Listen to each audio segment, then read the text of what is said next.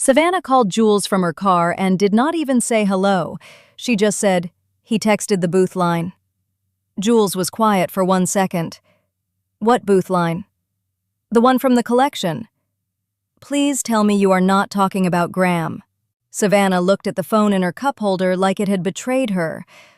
"I'm talking about Graham." That was the part that made it worse. Not the text, not even the fact that it came from him. It was where the line came from. It did not come from a story. It did not come from a like. It did not come from some dramatic post with a sad song over it. It came from an Instagram saved collection that Savannah had forgotten Graham could still see. And for 14 minutes, that collection had one new reel inside it and one very stupid name. Yellow Booth was never casual. I would stop the story right there and say, no, that does not prove Graham wanted her back. It does not prove he was jealous. It does not prove he was sitting alone in the dark refreshing her profile. But it does prove something happened in a place Savannah thought was private, and that was enough to ruin her night. Savannah met Graham on Hinge in Nashville. He had a photo outside a record store, a bad answer about espresso martinis, and the kind of smile that made every vague sentence sound intentional. Their first date was supposed to be one drink.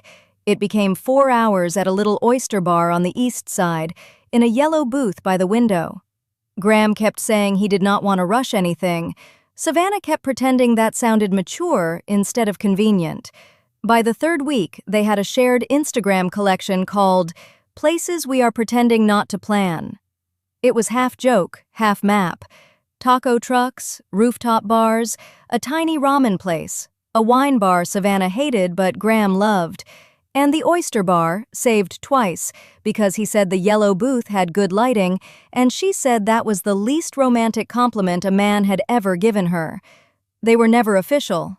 That was the sentence Savannah hated most, because it sounded clean. It made 5 months feel like a paperwork issue.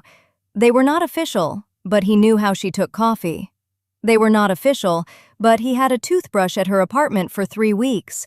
They were not official, but he called her from the Uber after work parties because he said her voice made him less mean. Then one Friday, he said he was not in the right place for a relationship. 6 days later, he was in the right place for somebody else's shoulder in an Instagram photo. No face, just a woman's hand, a half-empty martini, and the edge of the yellow booth. Savannah saw it at 8:11 p.m. She did not text him. This matters because everything after that was built on the fact that she did not text him. She sent the photo to Jules instead. Jules replied, "Do not become a detective tonight." Savannah replied, "Too late." Then she did what people do when they want to look healed but still want the universe to notice. She went on a date. The date's name was Parker. He was kind. He asked normal questions. He did not talk in riddles. He chose a loud restaurant with red lamps and paper menus and no emotional history. Savannah should have enjoyed it. Instead, in the bathroom, she opened Instagram and searched the oyster bar. There was a new reel from the restaurant account. The camera moved past the front door, the bar, the neon fish, and then the yellow booth. She hated herself for saving it. She hated herself more for writing a caption in her head while she saved it. Yellow booth was never casual. The problem was not the sentence.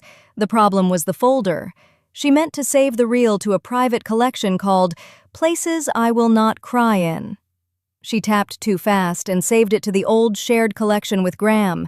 Then, because the night was apparently committed to making her look insane, she renamed that old collection. For 14 minutes, Graham was still inside a shared Instagram collection called Yellow Booth Was Never Casual. Jules made a sound on the phone that was not sympathy. "Savannah, I know. No, I need you to understand the level of I know." I removed him.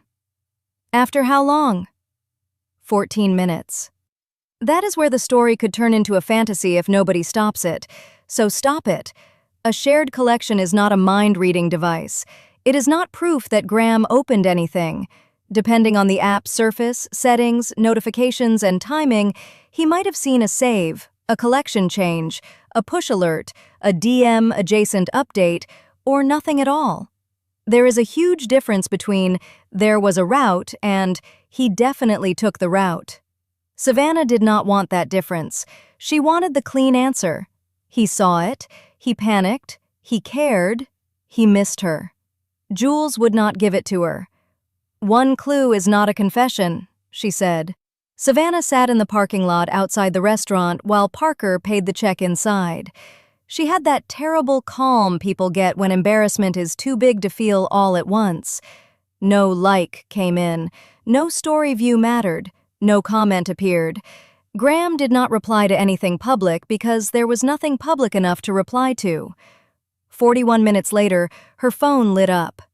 Graham. "Yellow booth was never casual is a wild thing to save." Savannah stopped breathing for a second.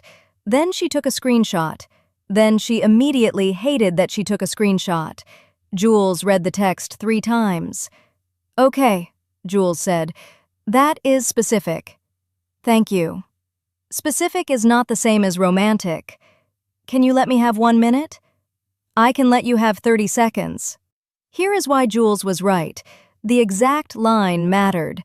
It narrowed the possibilities. Graham did not text, "Saw your post," or "Hope you are good." He used the phrase Savannah had placed inside that shared collection window. That made the route stronger, but motive was still missing. He could have been jealous. He could have been amused. He could have been annoyed that she used their old thing while he was trying to look new. He could have tapped a notification with no plan and then texted because his ego got scratched. The pattern said attention returned. It did not say love returned.